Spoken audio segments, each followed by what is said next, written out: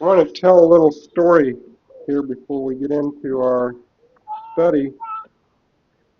Sometimes we talk about things for a while, and it's such as the patience and the faith of Jesus and things, and sometimes a little story to illustrate helps put things in perspective in our daily lives. How many of you have seen a book that tells the experiences of a man who was a Seventh-day Adventist in China?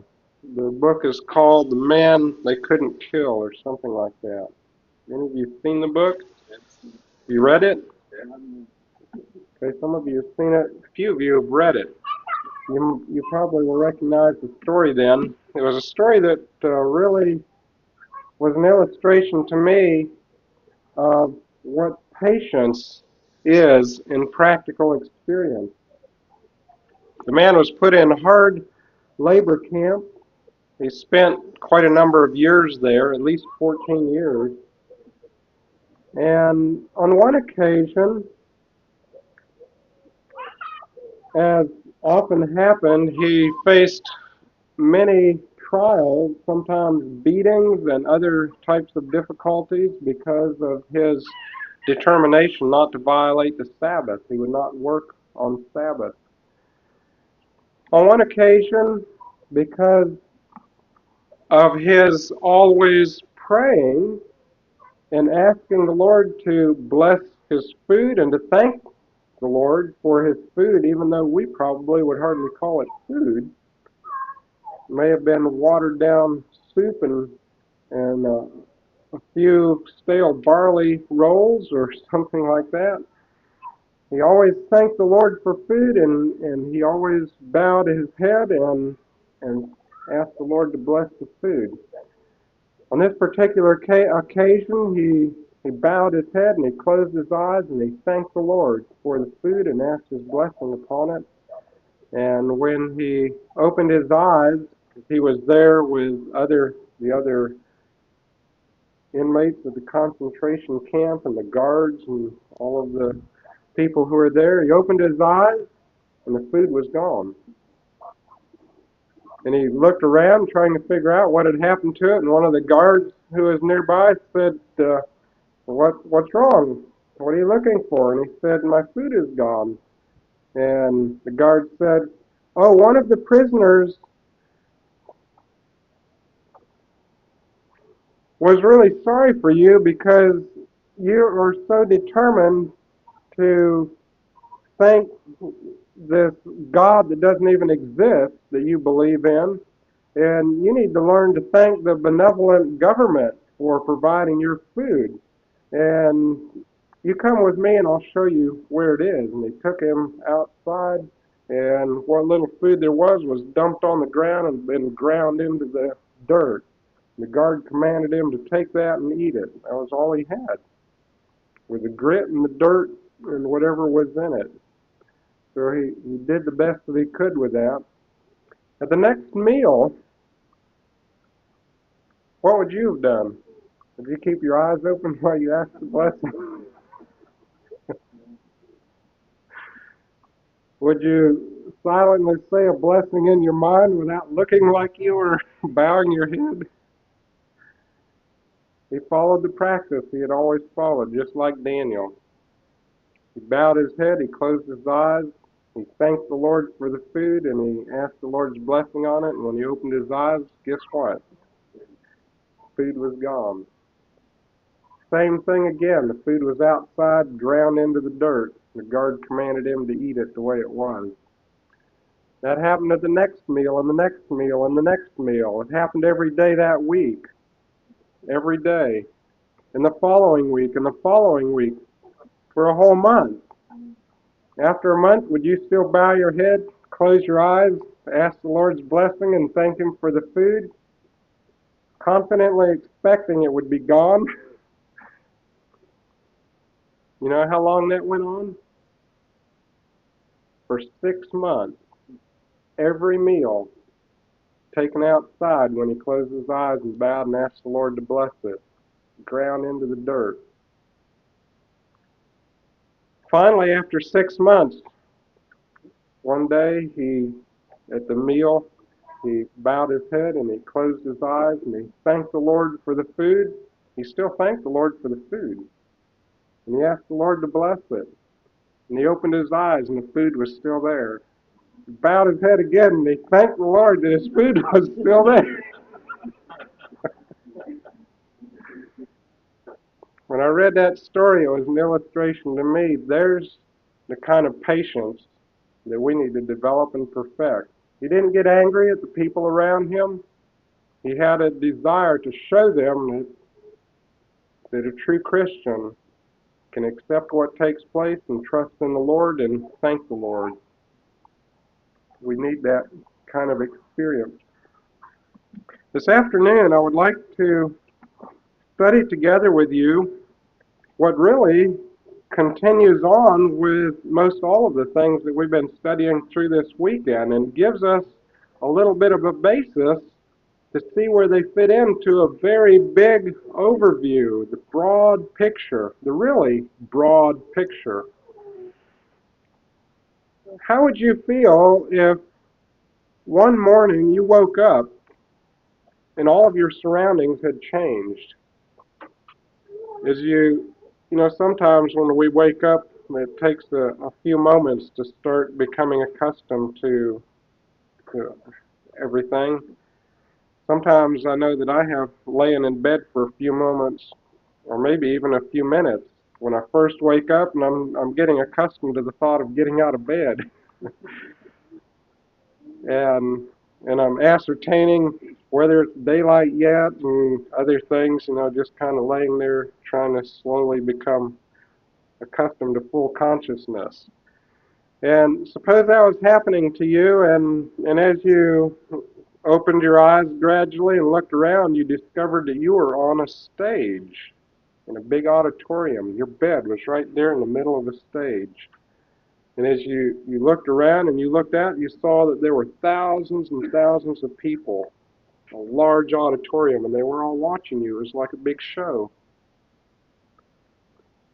And maybe you would have temptation to just pull the blankets back over your head. But as you became more and more conscious, you noticed that there were sinister-looking men crouched around on the stage watching you. How would you feel? In reality, that's where we are every day. We are on a stage, and there is a conflict that we are engaged in. There are forces bent upon our destruction, but we don't usually see them. And we are on a stage of action with thousands and thousands, actually millions, of intelligences and eyes watching what we are doing. Each one of us are watching just as intently as if there was no one else existing. And I want to discuss what kind of a conflict is taking place and how it is that we are on a stage and what is to be developed. In the book Great Controversy, page 593, we find this statement: those who endeavor to obey all the commandments of God will be opposed and derided. Those who endeavor to do what? Obey all the commandments of God will be opposed and derided. They can stand only in God in order to endure the trial before them. This says there's a trial before them. In order to endure the trial before them, they must understand. Now, what is understanding? What kind of a function is that? Is that a function of our arms, our hands, or yes, it's a function of our mind. That means a certain order of thinking. In order to endure the trial before them, they must understand the will of God as revealed in His Word. Now, there's something else besides understanding. They can honor Him So we must understand and also honor God. They can honor Him only as they have a right conception of three things. You know what they are? His character, government, and purposes. Now, those are three key words. I have found those words again and again in reading through the Spirit of Prophecy. It talks about sometimes one or two of them, a few times three of them, sometimes one of them. It says that we can only honor God as we have a right conception. That means that it's possible to have wrong conceptions, doesn't it? If we have a wrong conception, can we still honor God? No. And this is a right conception on all three things, not just one or two of them. Only as we have a right conception of His character, government, and purposes. You may have read a passage in the book Patriarchs and Prophets. In fact, I think it may occur in several different places. It says that many people are actually worshiping a false god. They're engaged in idolatry because they have a misconception of God's character. This says we must have a right conception of God's character, government, and purposes. And then there's something else. It's not just a matter of understanding His will and having a right conception of these three areas. What do you think the other thing is? All right, it is definitely an activity of faith, but it says, and act in accordance with them. So that means there must be a right conception of these things and then actions based on that understanding. Now, really, this is very logical. If we are going to exercise the part God has for us in the developments of all of the events taking place, we need to understand what's taking place, and we need to act in accordance with that, don't we? So that's really reasonable. They can honor Him only as they have a right conception of His character, government, and purposes, and act in accordance with them. None but those who have fortified the mind with the truths of the Bible will stand through the last great conflict. Let's look at some passages of Scripture and see what the nature of this conflict is, in which we must understand God's character, government, and purposes. I think these three areas will come to be more meaningful to us as we realize, going along in our study, that these are areas that Satan has called into question: God's character, His government, and His purposes. These are three areas Satan has called into question. Let's go to the book of Revelation first. Revelation chapter 12.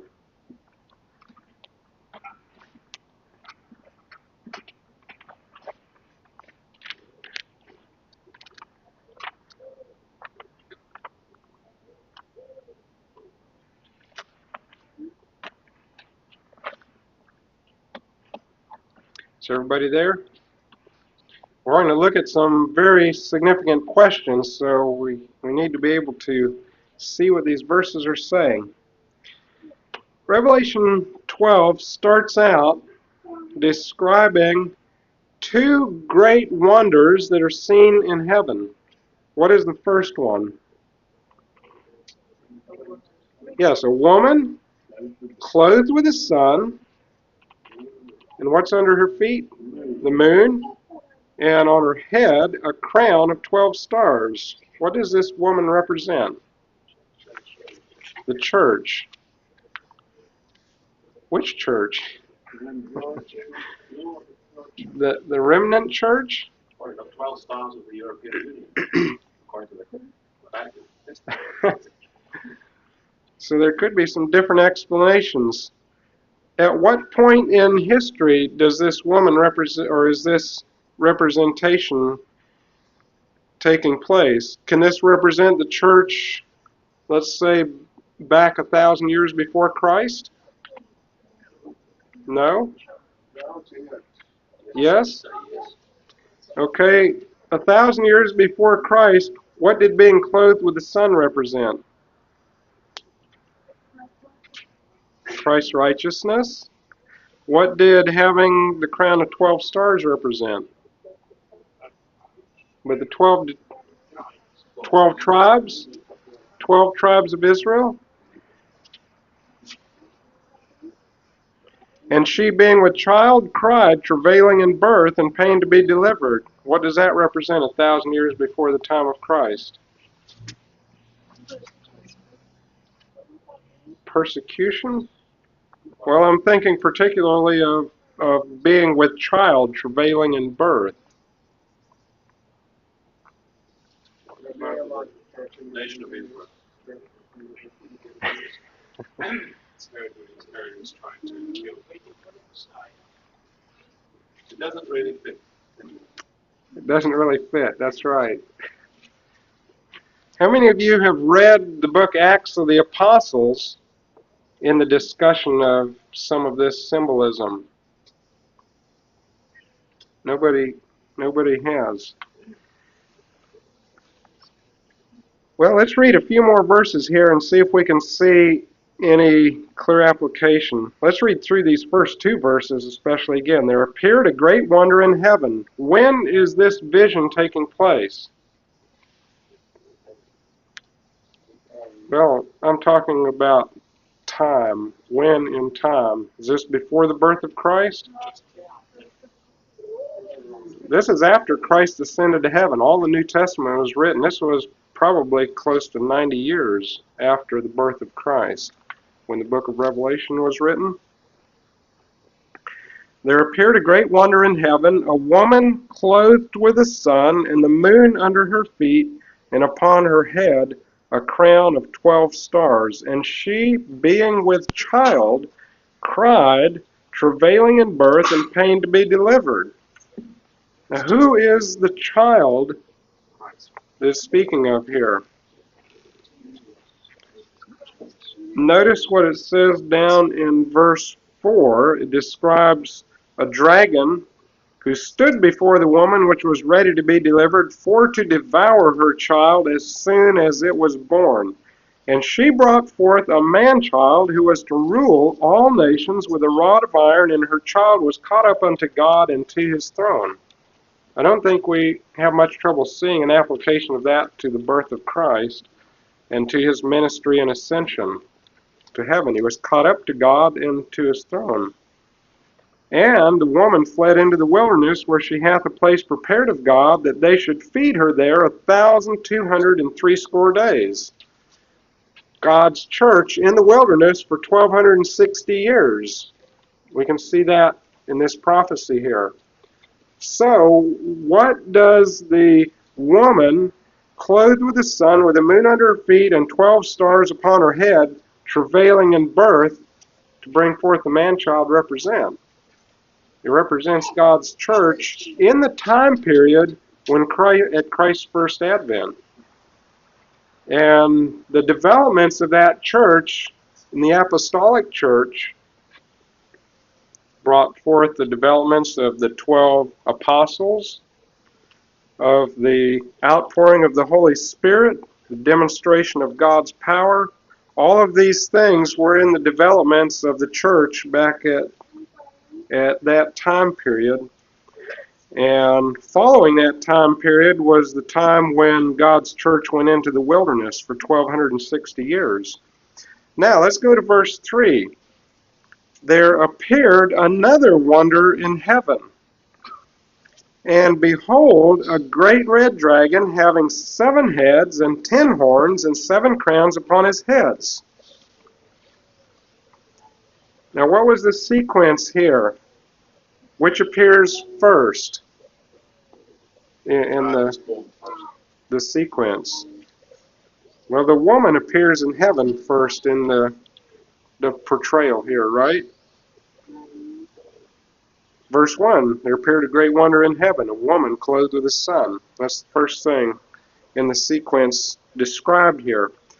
Then the dragon appears. Where was the woman?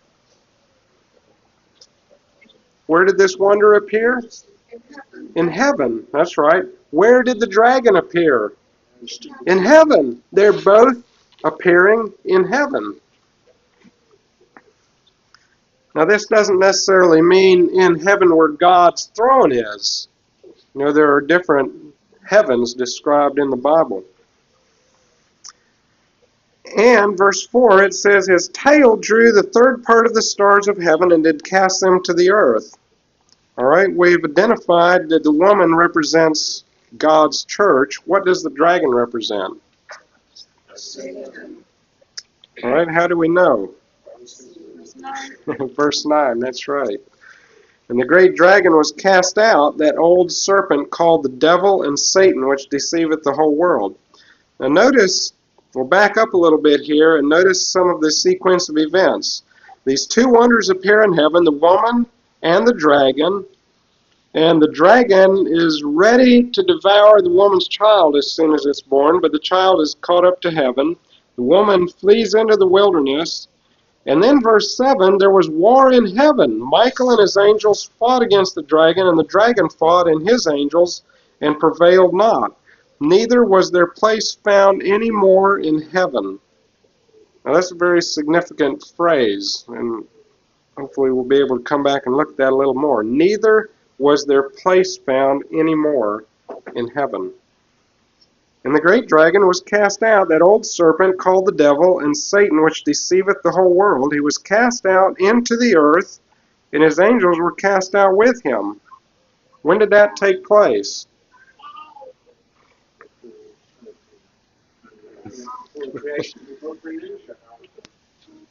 All right, was Satan cast out before creation? Notice verse 10. And I heard a loud voice saying in heaven, now is come salvation and strength. When? At the point where Satan is cast out of heaven. It's when Satan is cast out of heaven that it says, now is come salvation and strength and the kingdom of our God and the power of his Christ, for the accuser of who? Of our brethren is what? Cast down, which accused them before our God day and night. Now, I don't want to be causing confusion here, but I want to ask some questions that will help us to see that we need to study a little more deeply into this chapter. Satan lost his ability to go backwards and forwards to heaven. The crucifixion of Jesus. All right? We're going to look at a passage that makes a very definite application of this to the time of the crucifixion of Jesus. But the question that we would want to address first is, when was Satan cast out of heaven? All right, he was cast out of heaven before creation. We know that very clearly because of the rebellion that took place in heaven, and he was cast out of heaven. He had still access to heaven because in the book of Job he was there representing the planet. All right, so obviously he was kind of removed from his post, but he still could go there as a representative of this planet, especially since Adam could no longer do that post. All right, let's go to the book of Job for just a little bit, and we'll come back and develop some of these lines of thought in a little bit. But in the book of Job, and interestingly, you know which books of the Bible were written first? Job and Genesis. Job and Genesis. Genesis describes the beginnings of the earth and of the rebellion on this earth, the developments of sin.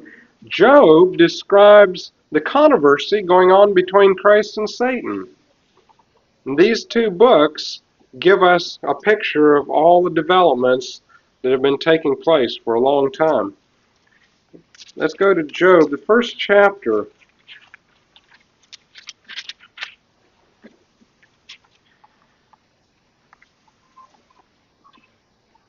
And for the sake of time, I'm going to hope that you're familiar with this story, and we will just look at a few verses. Verse 6, Now there was a day when the sons of God came to present themselves before the Lord, and Satan came also among them. And the Lord said unto Satan, So who starts the conversation? Yes, God initiates the conversation. And what does he say? He says, Where have you been? What have you been doing? And what is Satan's answer?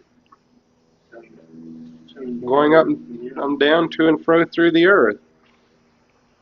He doesn't say anything real specific, but God says to him, Have you considered my servant Job, that there is none like him in the earth, a perfect and an upright man, one that feareth God and escheweth evil, that is, hates evil.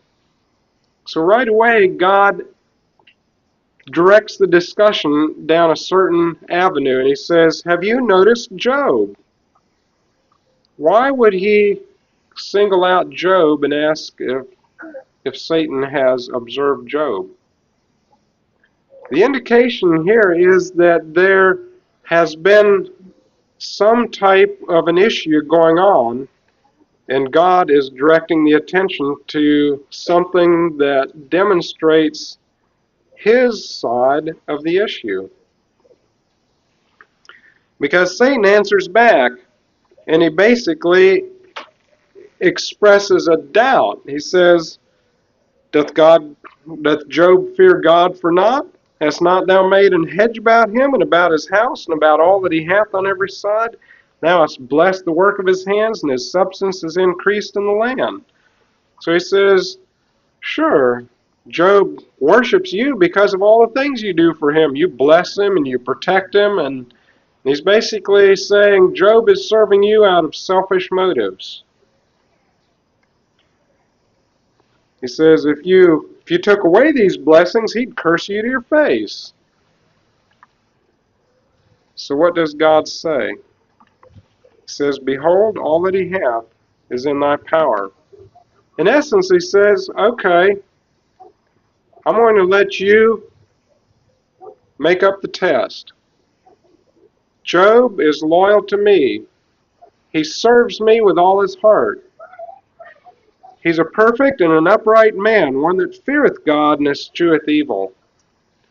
And if you don't believe that, you can make up a test. You devise the test, and you can administer it to him. And he will prove to you that he's loyal to me, regardless of what kind of a test you put him through. That's what God, in essence, is saying to Satan here. But you can't touch his body or his life.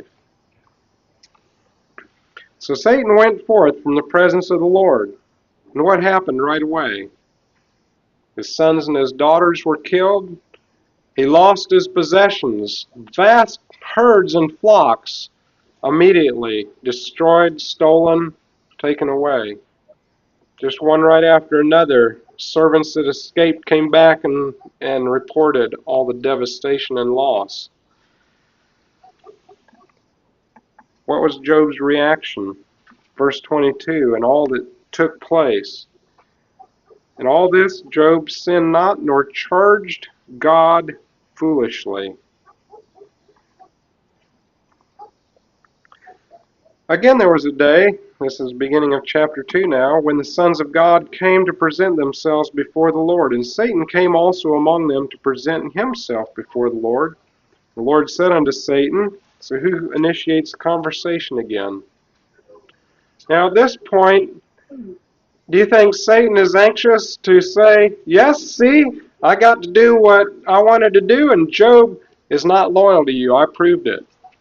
Is that how the conversation goes? No.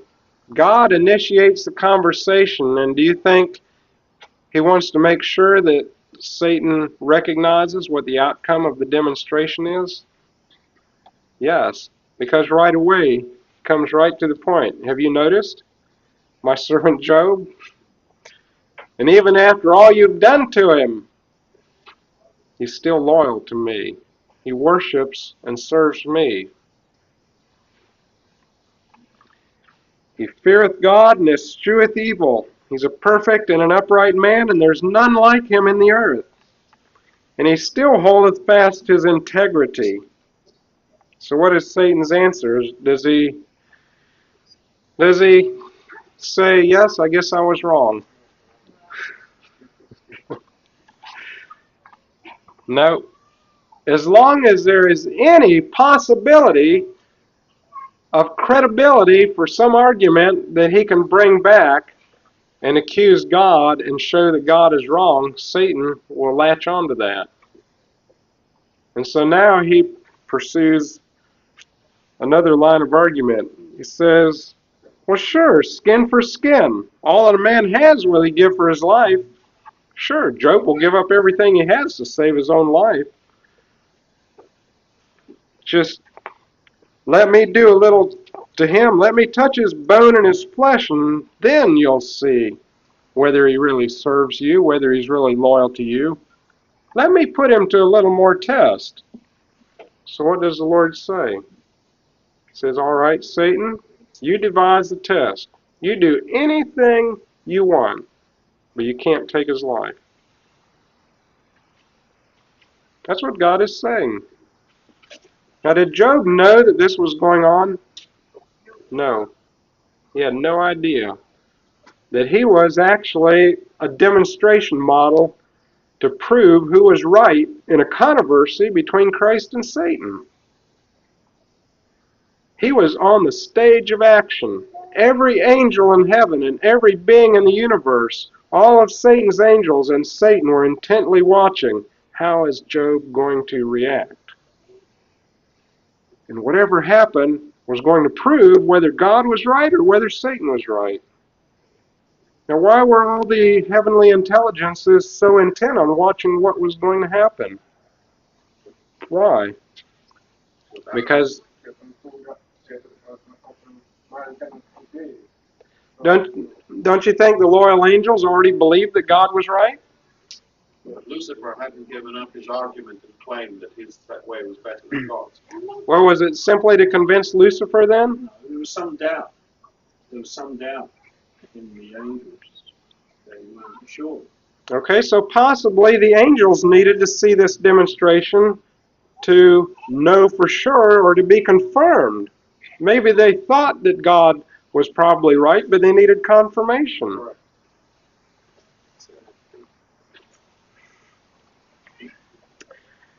So, Satan gets permission to do whatever he wants to do. He can devise the test. How many of us would like to be in Job's position? We are. The devil's going to be making sure that there won't be 144.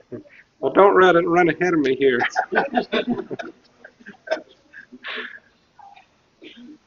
Let's think about it for a minute. What if we could be aware that there was a discussion going on in heaven at this point, and God said, all right, I'm going to give you permission to do anything you want. Put your name in there. Yes, you can't kill him. Well, you can put him through all the torture you want.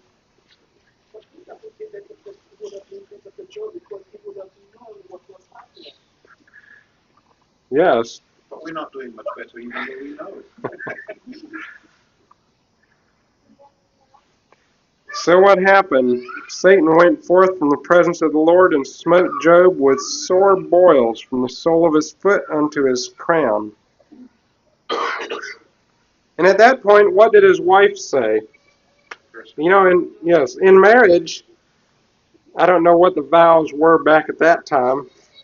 You know, in marriage, there are vows to be true and faithful in sickness and in health and all of those kind of things. Yes, till death do us part. So, did his wife comfort him and encourage him and help him in this time of trial and adversity? No, what did she say? She said, why don't you curse God and die?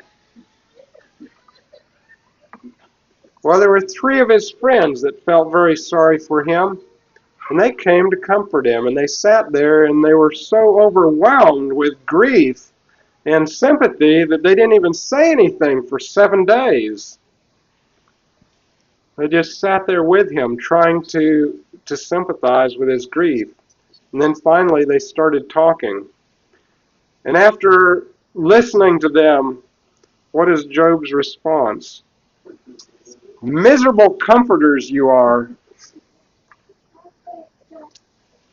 But that was an additional test by the devil. Yes, it was. That all three of them told lies constantly. And Well, that's the it is a modern phenomenon because preachers can be preaching lies. well, in one respect that might be the case, but if you read through what they say, many of the things they say are true. It's an inspired part of the Bible. No, it's an inspired record of what the devil sent to confound. What? You see that you get there, for instance, one of them tells a story about a demon-possessed vision coming to him, but it's a false spirit who came to him. Another message was, you're just a worm. No, God says, you are my beloved children. So they're lies. And the devil, in other words, if you read that, you must remember that isn't God's message. It's the devil's message. God just inspired the recording of it so that we can understand that when the false preacher preaches, it is a lie. When you read through there, though, and carefully compare, what you find is that there are many things that are actually truths, but they're put in a wrong context in applying them to Job. That's the demonic method. Yes. Truth with error. It's a wrong application of something that in the right context would be true. But in all of this, Job maintains his integrity. He says, though he slay me, yet will I trust him. Now, it doesn't tell us that there's any more discussion between God and Satan. It doesn't tell us again a third time near the end of the book that Satan is there again and there's discussion. But if there was discussion, who do you think would initiate the discussion? Do you think Satan would say, see what I've been telling you? Now we've proved it. No, he didn't have any grounds to be able to make that kind of a claim. I think, again, God would have said, have you noticed my servant Job? How in spite of all of these things that have taken place, he still maintains his integrity, and he's been true to me. So we see very clearly here that there are issues of contest taking place between Christ and Satan, and that man is the demonstration of which side is right. In this contest, the demonstration is taking place in humanity. Now let's go back to Revelation chapter 12. This gives us a little background on what it's describing here in chapter 12 when it says that the accuser of who? Of our brethren is cast down. Now, we know that Satan was cast out of heaven previous to Adam and Eve and the creation of this earth. But this casting down that it's speaking of here refers to the accuser of our brethren being cast down. Was Satan the accuser of our brethren previous to the creation of Adam and Eve? No. So that immediately suggests that there's more than one casting down of Satan. Now, how is Satan cast down? We usually think of Satan being cast down in a physical sense. He was cast out of heaven so that he wasn't able to stay in heaven anymore, physically. In what sense was Satan cast down at this point? I'd like to go to the book Desire of Ages.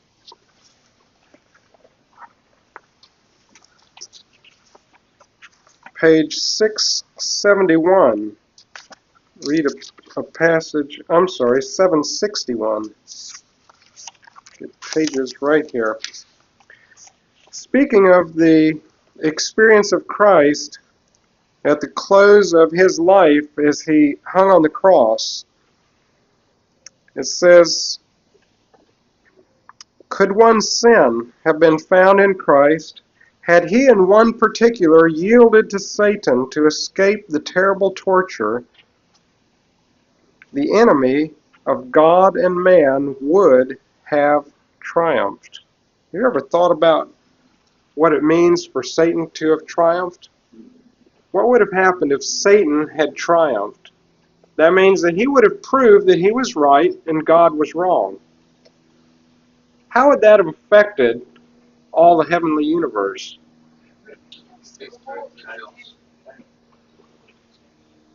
That would mean that God's government was compromised.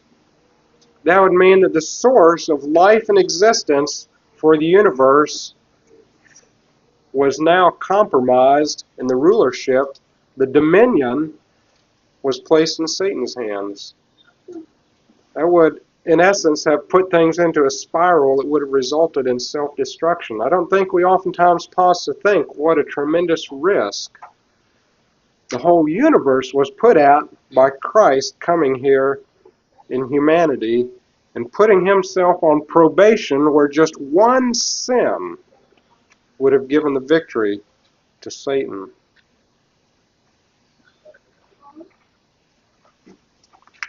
Could one sin have been found in Christ? How much of a sin would it have had to have been? The smallest sin you could do. What? Patience. Yes, what kind of things are manifestations of impatience? Have you ever had somebody say something to you and it sounded so ridiculous and absurd, you didn't want to answer, but you just kind of roll your eyes?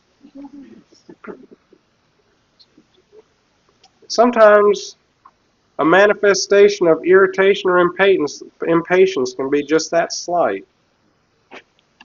Christ never did one thing that was a manifestation of irritation, impatience. He never raised his voice in irritation. He never spoke sharply, quickly, or rudely. Not once. Christ bowed his head and died, but he held fast his faith and his submission to God. And I heard a loud voice saying in heaven, "Now is come salvation and strength and the kingdom of our God and the power of his Christ." The what? The power of his Christ. It says, "Now is come the power of his Christ." How does that relate to this experience? Christ was developing a new level of power by this experience. Now is come all of these things it mentions, and the power of his Christ, for the accuser of our brethren is cast down, which accused them before our God day and night. Have you ever studied or thought about why God did not destroy Satan when he initially rebelled? Why did he cast him out of heaven and allow him to continue on his existence and contaminate the earth and ruin all the things that have been ruined by sin?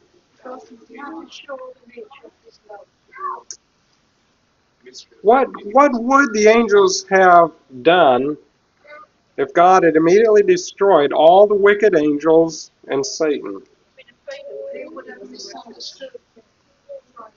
Yes. In the book Patriarchs and Prophets, there's a chapter at the beginning of the book called The Origin of Sin or Origin of Evil. And there's a chapter very similar in the book Great Controversy, The Origin of Evil. And I would like to share just a few thoughts from some of these passages that indicate why God did not destroy the angels when sin first took place. Even when he, that is Satan, was cast out of heaven, and this is from Patriarchs and Prophets, pages 42 and 43, even when he was cast out of heaven, infinite wisdom did not destroy Satan, since only the service of love can be acceptable to God. The allegiance of his creatures must rest upon a conviction of his justice and benevolence. Now remember, the statement we read from Great Controversy 593 said that we can only honor God as we understand three things. What were they?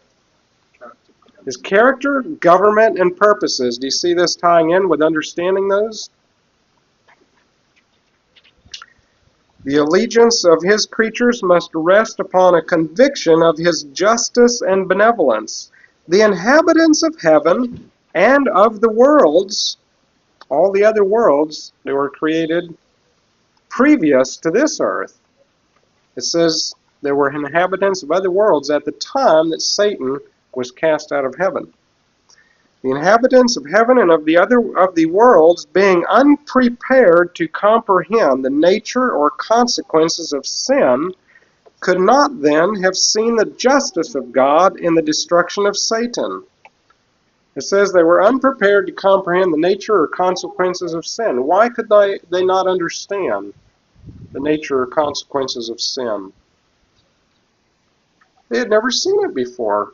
They had never seen all the outworking of sin and what it produces. This was a totally new experience in the universe. You could say it was just an alternative opinion to God's law. Because Satan had said, I can make things better. He had convinced how many of the angels? A third. Now the angels had much more intelligence than we do. And his reasoning convinced a third of them that he had better plans for the operation of the government of the universe. Do you believe Satan knew where it was leading? Satan didn't at that time. God explained to him where it was leading. It says, had he been immediately blotted out of existence, some would have served God from fear rather than love. The influence, what does the word influence mean? Yes, the effect, the influence that a person has is the power that they have over other people. The influence of the deceiver would not have been fully destroyed, nor would the spirit of rebellion have been utterly eradicated. It says, had he been immediately blotted out of existence, some would have served God from fear rather than love. The influence, what does the word influence mean? Yes, the effect, the influence that a person has is the power that they have over other people. The influence of the deceiver would not have been fully destroyed, nor would the spirit of rebellion have been utterly eradicated. So destroying Satan and the evil angels would not have effectually eradicated the influence that Satan had developed. Satan had raised arguments. He had voiced opinions. Those opinions had been voiced to the other angels. Questions had been raised that were not answered. If Satan had been destroyed, would all those questions have been eliminated? No. More questions would have been added. Now, how would all of those questions be answered?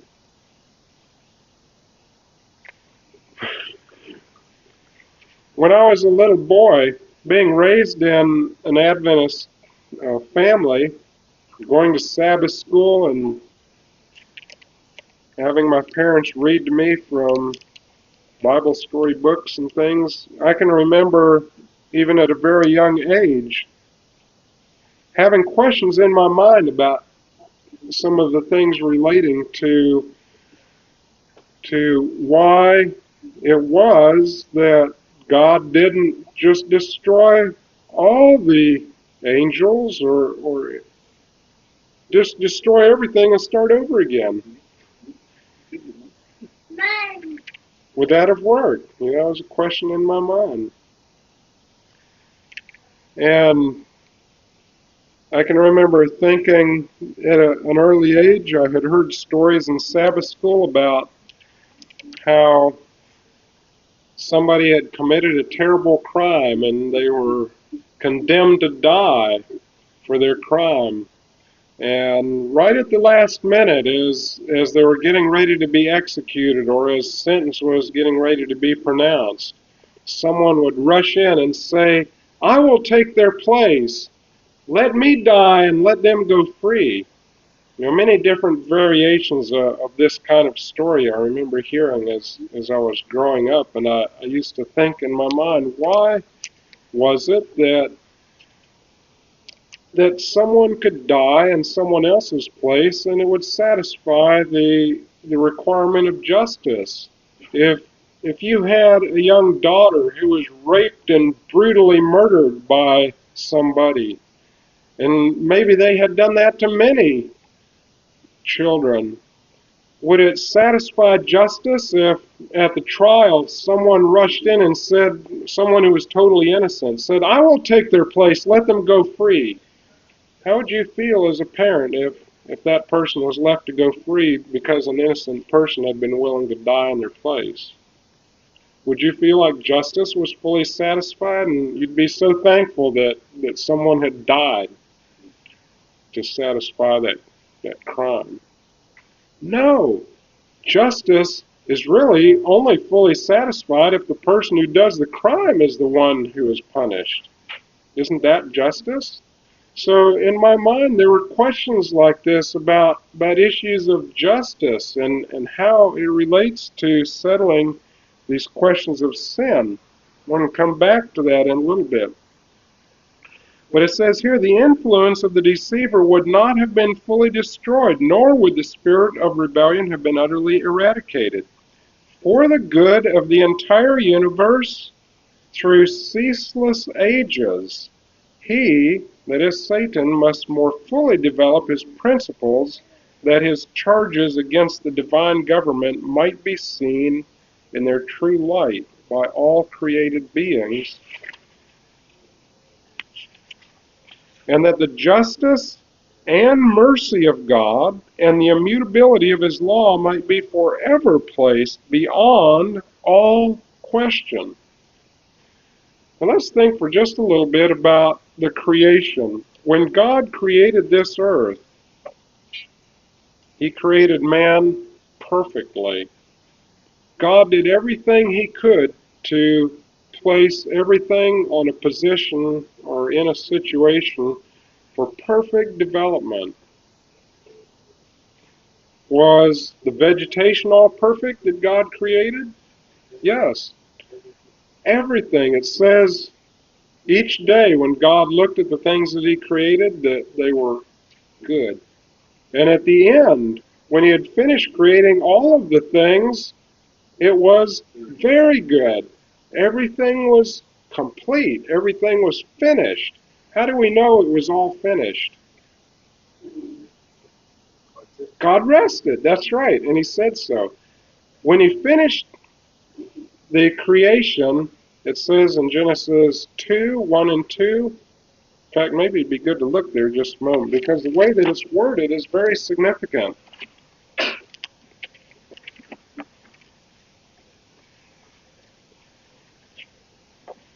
Genesis 2, 1 and 2.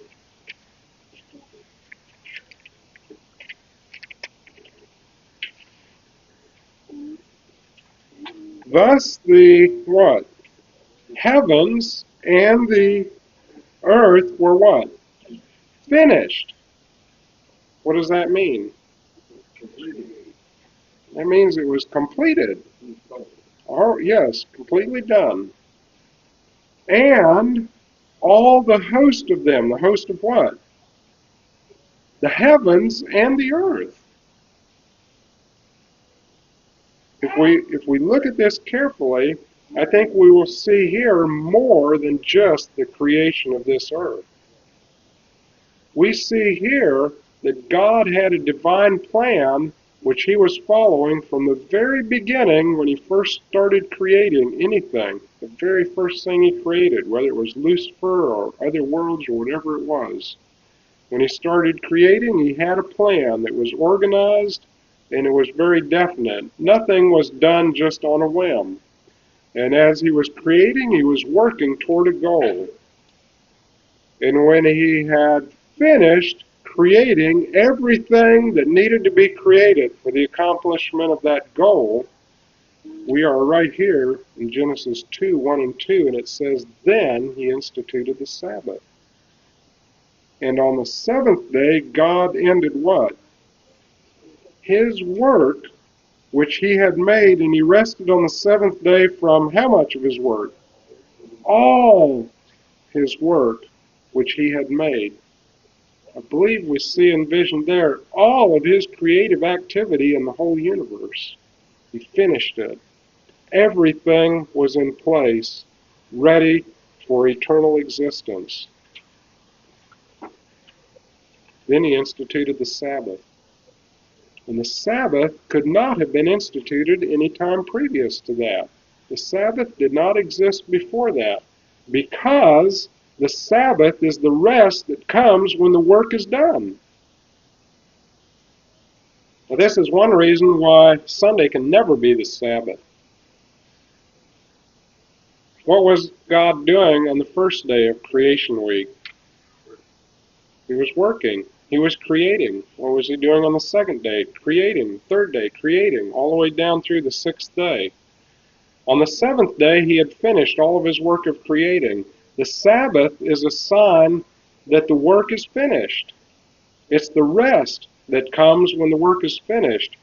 If you have a marginal reading there in verse 1 for the word finished, what does it say?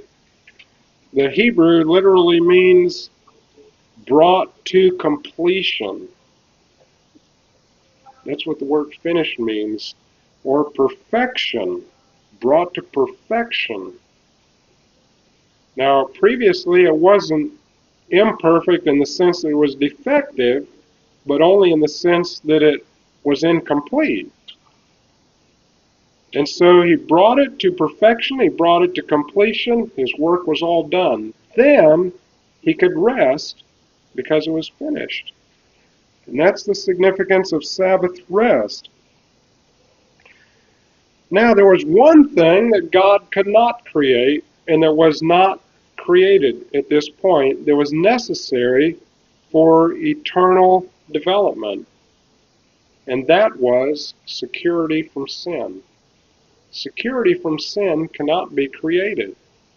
It can only be developed in the thinking process of created beings. Now, we know there was not security from sin previous to this earth's creation because of what? The rebellion of Lucifer and a third of the angels. They were not secure from sin, and they were living in a perfect environment in heaven. We know that God didn't create security from sin when he created this earth and Adam and Eve because of what? Because of Adam and Eve's sin and rebellion. And there hasn't been security from sin since that time until now. The one thing that was lacking that still was needed and still is needed is eternal security from sin. Everything can be in a state of completion and perfection, but as long as there's not security from sin, there's liability, there's vulnerability, there's risk. Will there come a time when there's security from sin? Yes, there will. We're told in the Bible, Nahum 1:9 and many other places, that sin will never rise again. There will come a time when it will be a thing of the past and it will never arise. Affliction will never arise a second time. About And people settling into the truth. yes, that's what the sealing is about for God's people. But this shows us that there has been a controversy going on, and the controversy is over the issues that are involved in this very thing of security from sin. Now let's go back here to some of these thoughts in Revelation 12 and tie this in. I want to read the rest of the passage from Desire of Ages. I heard a loud voice saying in heaven, "Now is come salvation and strength and the kingdom of our God and the power of his Christ, for the accuser of our brethren is cast down, which accused them before our God day and night." Where is that from? That's from where we were reading just a little while ago in Revelation 12, verse 10. Here in Desire of Ages is quoting that passage in the context of Christ bowing his head and dying, having gained the victory in the struggle. Satan saw that his disguise was torn away. When was his disguise torn away? At the cross. Yes. Satan was cast down, not in the sense that he was physically, finally shut out of heaven, or physically cast out of heaven, such as took place back at the beginning in his rebellion, but Satan was cast out of heaven in the sense that he lost a foothold in the minds of the angels. He lost credibility. His argument had been met, refuted, and silenced. He had nothing more he could say on this particular issue. The angels saw that his disguise was ripped away. And that's why this terminology is significant here in Revelation 10, where it says there was found no place. I mean, not in Revelation 10, but in Revelation 12. Remember there where it says when he was cast out, there was found no place for him in heaven? It means that he finally was pushed off the edge and there was no place for him to stand. He lost his credibility with the angels, and that's the sense in which he was cast out. Satan saw that his disguise was torn away. His administration was laid open before the unfallen angels and before the heavenly universe. What does that mean? That means that before it was in mystery. It was in obscurity. They couldn't see it clearly. They wondered. They questioned. Though they were loyal to God, they still did not have the answers. But now something had been answered. What had been answered?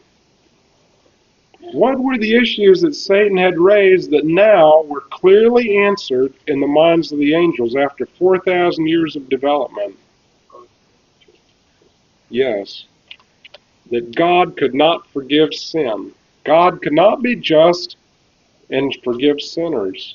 Satan had claimed that God was not self-denying. It requires self-denial in order to forgive, in order to exercise mercy.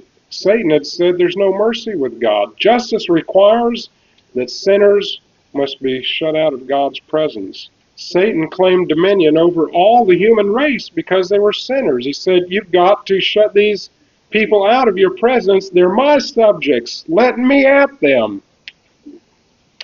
And God said, no, they're subjects of my mercy. I will not let you destroy them.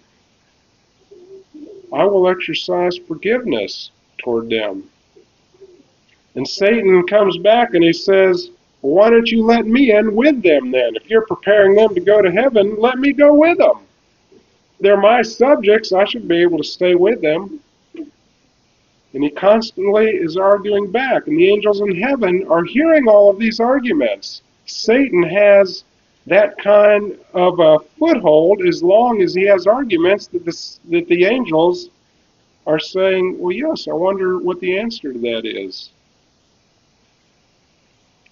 Satan had said there was no self-denial with God. He said, you want to sit up there on top. You want everybody to serve you, but you won't exercise self-denial. You require all your subjects to be in submission to you and to exercise self-denial and to go along with your program, but you won't exercise self-denial.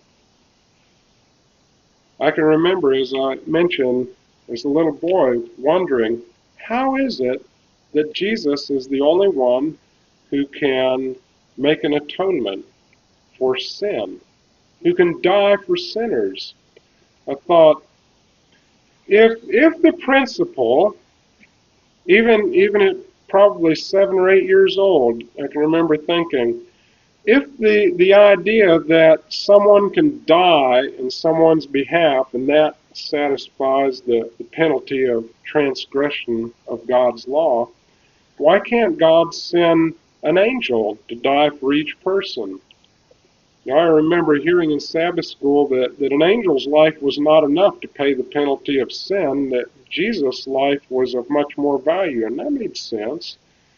But I thought, well, if I could see one angel's life was not enough, but maybe he could send one angel for everybody. One angel for each person.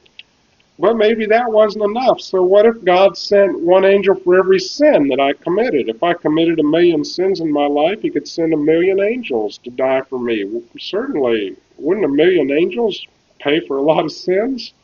If they all went through the suffering and torture of the cross and died for me? And if that wasn't enough, well, God can just create however many billions of angels it will take for each one of us, and they can come and go through and pay the penalty of sin. And my mind went like that.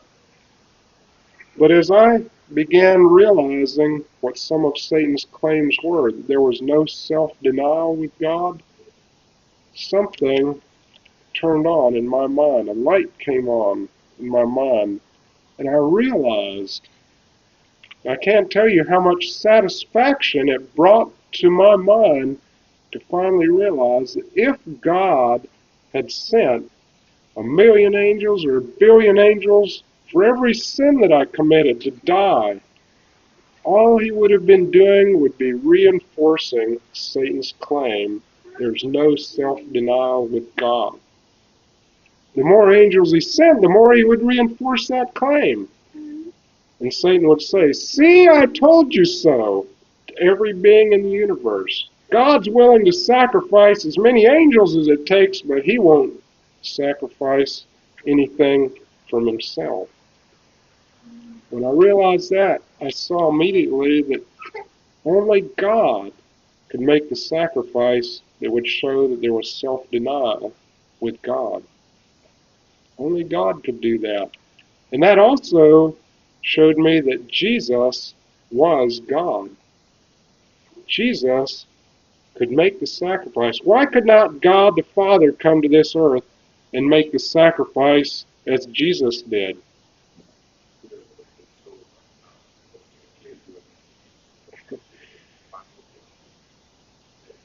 It says in the Bible that the Father dwells in what? Light, unapproachable. Yes. The Father, if the Father had come in his glory to this earth, what would it have done to the human race? It would immediately destroyed them. The whole demonstration of self-denial would have accomplished nothing as far as saving humanity, because it would have destroyed them. But the Son is the express image of the Father and is the agency through which the Father's thoughts are expressed.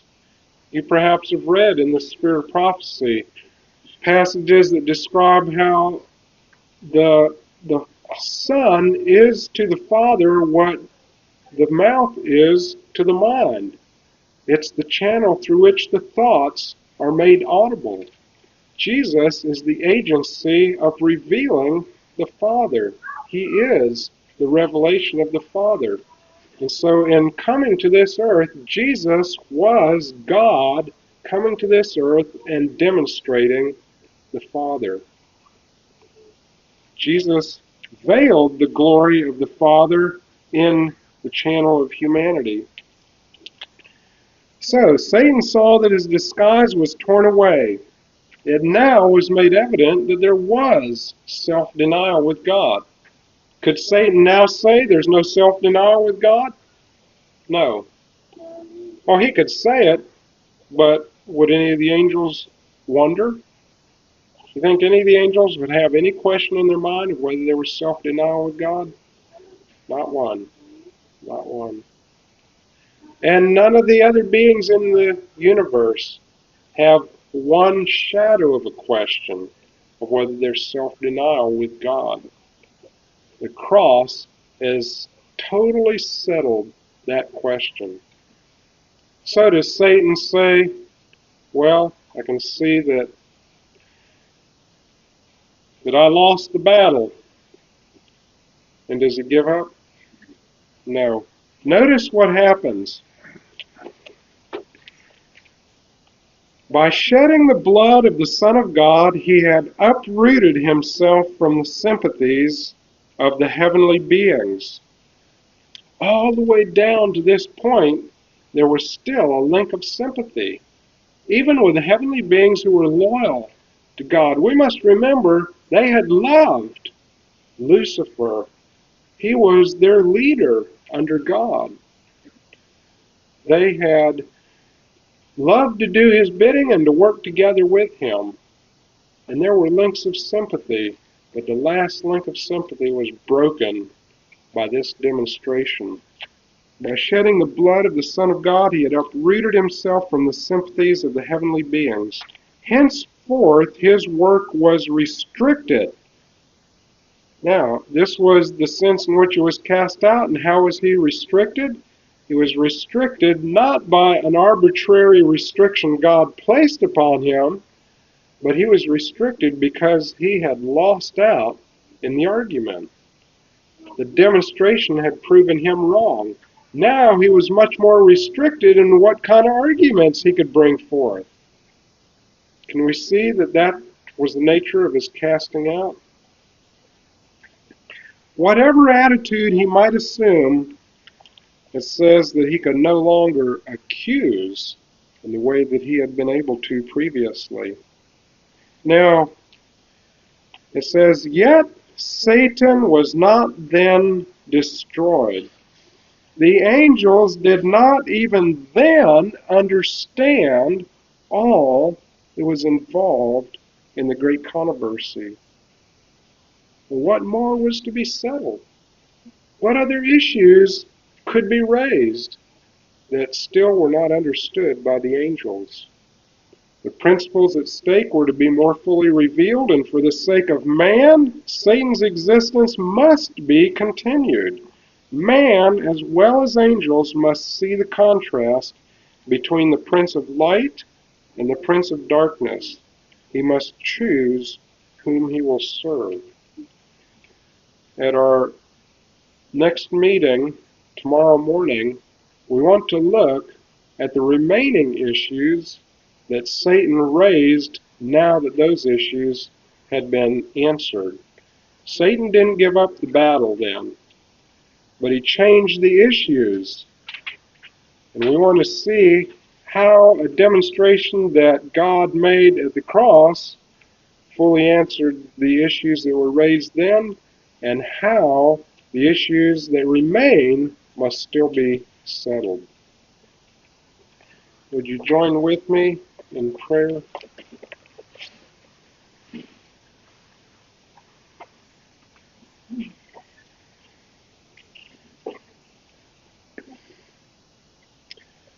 Father in heaven, we are filled with awe and amazement and gratitude that divine wisdom does have an understanding of how to bring about the demonstrations that answer every question that can be raised, and that there will come a time when every knee will bow and acknowledge that thou art fair and just and merciful. And we are thankful that we have the opportunity to have a part in thy great plan. We feel very weak and inadequate and in need of thy grace in every way, and we ask for the power and presence and working of thy Spirit in our lives. Pray that we may honor thee, that the experience of Job may be an encouragement to us, that even though we may not understand the things that are taking place, even though it may seem that much in our lives is falling apart and things are all going wrong, that maybe there is a divine plan and that we have a part. I pray that we would determine to be true and faithful to thee no matter what happens. I pray in Jesus' name, amen.